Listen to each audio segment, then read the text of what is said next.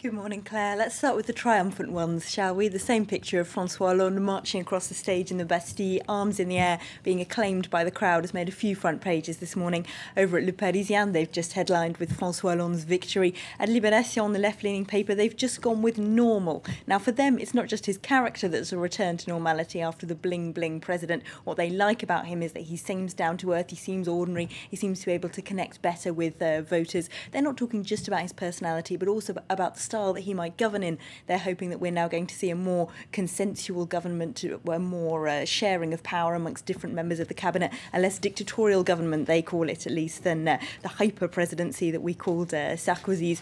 Inside their editorial, of course, there's an enormous sense of joy and relief. The left have been waiting 31 years for a party like last night at the Bastille, they say, and they also talk of their immense joy in there. They say, what does it mean to say to vote on the left? What are these people celebrating in the Bastille? They're celebrating that people in France still believe there is such a thing as society. They rather reprise Margaret Thatcher in there. And also that the values of justice and equality ought to run our public lives. And it means that you believe in the future. They don't ignore, though, that there's some pretty serious challenges facing François Hollande in the future. Perhaps most importantly, they say that if we learn anything from this election, it's the amount of French people that voted for some fairly extreme options, people who voted for Marine Le Pen, people who voted for Jean-Luc Mélenchon, and the enormous divisions that opened up in French society. There were really, if you like, two Frances coming out of this election, if not three, if you take Le Pen's electorate, Sarkozy's and Hollande's, as really quite separate demographics with very different beliefs. And now François Hollande needs to join these people together.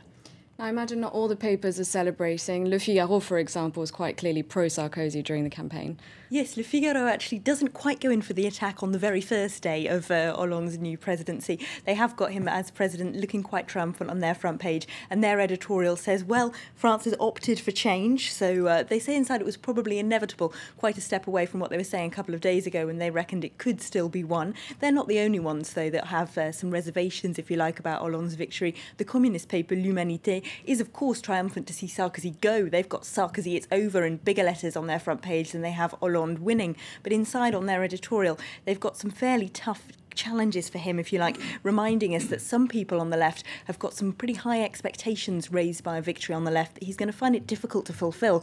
In their editorial, they say they want retirement at 60 for everyone, higher salaries, higher minimum wages, and these just aren't expectations he's going to find it easy to fulfil. So we're going to have some disappointed lefties, I think, in the coming months. And some of the papers are looking what they think are the reasons for Nicolas Sarkozy losing. Yes, if we look back at Le Figaro, they kind of try and take apart today what exactly happened to their champion and how the campaign managed to collapse. Now, they say that, of course, the surveys were against him for at least the last 6 months. He and his camp have been portraying him as the challenger against almost the incumbent Hollande, as if he were already the incumbent for the last few months.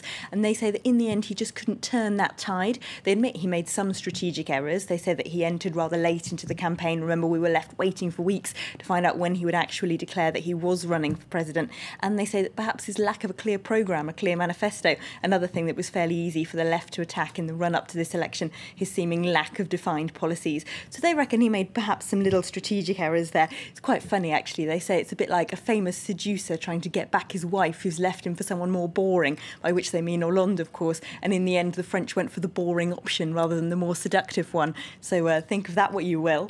If you look, though, at Libération, for example, they've got a far clearer and rather more damning explanation of why exactly things went so badly wrong for Sarkozy. For them, it was all about the Front National and that hard right direction. They've got a whole chronology, if you like, of errors he made, dating back to when he first started to very seriously turn in a right-wing direction. Remember back in January when he told Le Figaro that he would have a referendum on what should be done about foreigners and crime, put immigration policy to a public referendum. They say that was the beginning of an extremely worrying right-wing turn, which saw, of course, just a couple of weeks ago between the two rounds, him saying that Marine Le Pen was not incompatible with the French Republic.